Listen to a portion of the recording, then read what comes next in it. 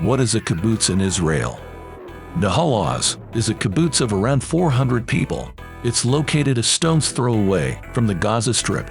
The closest Palestinian house is 600 yards away. The area is separated by high-tech fences and a buffer zone. But the fences didn't help.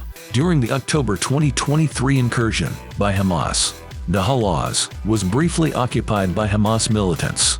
2 local families have been killed. 2 others have been taken as hostages to Gaza.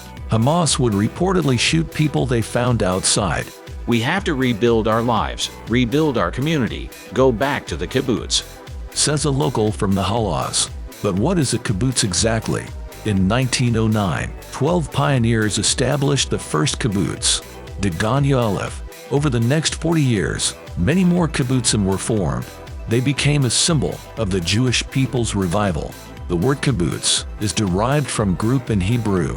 It's like a grown-up version of summer camp and boot camp combined. The first kibbutzim started as communal farms. Kibbutz members were called kibbutzniks. They did everything as a team.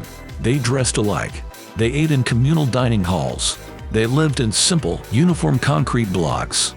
At first, even the kids lived in separate communal houses. These kibbutzim were socialist. Private property didn't exist. Everyone earned an equal income. But here's the interesting part. Unlike many socialist experiments, the kibbutzim were democratic. The locals would engage in lengthy debates. They would discuss everything, from what crops to grow, to whether it was necessary to buy a TV. The kibbutzniks were also committed Zionists. They were not merely dreamers with lofty ideals. They actively contributed to the development of Israel. Reviving this barren land was a challenge. By 1948, only 4.5% of the Israeli population lived in kibbutzim. Yet kibbutzniks purchased or manufactured rifles. They engaged in the military activities of the yishuv. They also helped define the borders of the Jewish state. Their settlements were established in outlying areas. They ensured that these lands would be incorporated into Israel. Kibbutzniks also fought in the 1948 Arab-Israeli War. However, the kibbutz environment was quite unforgiving. Those deemed lazy, bourgeois, or not socialist enough faced isolation. In rare cases, they could be expelled from the kibbutz.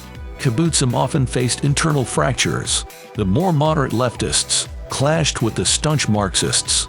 In the 1950s, several kibbutzim split up.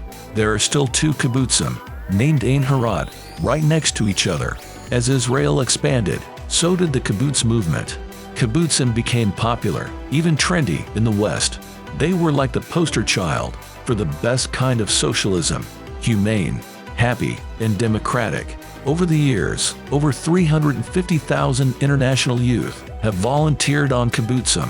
Bernie Sanders has experienced kibbutz life firsthand. As of 2010, there were 270 kibbutzim in Israel. Only 60 of them have remained communal. These kibbutzim are the backbone of Israel's agriculture. They account for 40% of the agricultural output. Some of them have also developed military industries. Kibbutz Sasa has only 200 members. In 2010, they raked in a mind-blowing $850 million in revenue for Israel.